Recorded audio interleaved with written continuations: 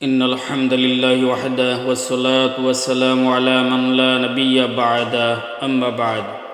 প্রিয় শিক্ষার্থীবৃন্দ, আশা করি ভালো আছো। আজকের আলোচনা আমেলে মানাউই সম্পর্কে। প্রথম পর্বে তোমরা দেখেছো আমেল এর পরিচয়, প্রকারভেদ এবং কোন ধরনের আমেল কতটি সে সম্পর্কে। তোমরা এখনও যারা প্রথম পর্ব দেখো নাই, শীঘ্রই সেটা দেখে নাও। চলো তাহলে দেরি নয়, আজকের মূল আলোচনায় চলে যাই। আজকের আলোচনা আমেলে মানাউই। প্রথমে জেনে নেওয়া যাক আমেলে মানাউই এর পরিচয়। মানাউই শব্দের অর্থ হলো অপ্রকাশ্য বা গোপন। সুতরাং আমেলে মানাউই অর্থ অপ্রকাশ্য আমেল। পরিভাষায় যে আমেলগুলো বাক্যের মধ্যে অপ্রকাশ্য থাকে কিন্তু রীতিমতো আমল করে তাকে আমেলে মানাউই বলে। আমেলে মানাউই এর সংখ্যা। আমেলে মানাউই দুটি, যথা: 1. মুবতাদা ও খবর প্রকাশ্য আমেল থেকে মুক্ত থাকা।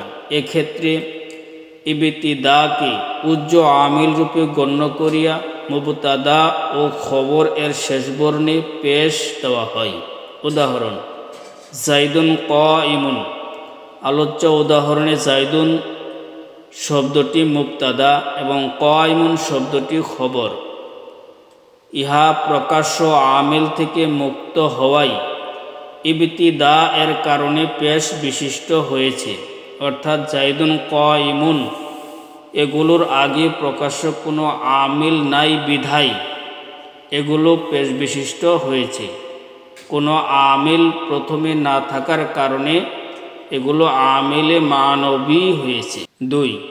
ফেলে মুজারে ইসিম এর স্থানে ব্যবহার হওয়া।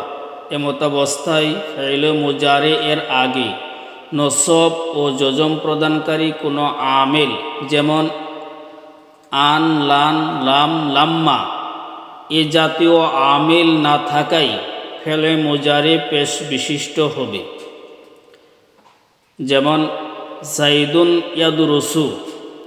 আলোচ্য উদাহরণে ইয়াদরুসু শব্দটি ইসিম এর জায়গায় বসেছে এবং এর আগে নসব বা জজম প্রদানকারী কোনো আমিল না থাকায় ইয়াদরুসু শব্দটি পেশ বিশিষ্ট হয়েছে। অথবা ইয়ালামু ফেল, ইহার গোপন হওয়া জমির ফাইল।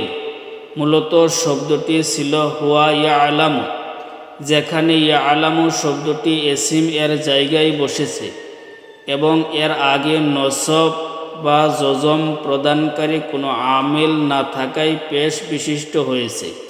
অনুরূপভাবে ফেলে মুজারে এর ইয়াফআলু, তাফআলু, তাফআলু, আফআলু, নাফআলু এই 5টি সিগার শেষ বর্ণে পেশ হয়, অর্থাৎ এই সিগাগুলোর আগে কোনো নসব বা জজম প্রদানকারী আমিল না থাকার কারণে পেশ বিশিষ্ট হবে।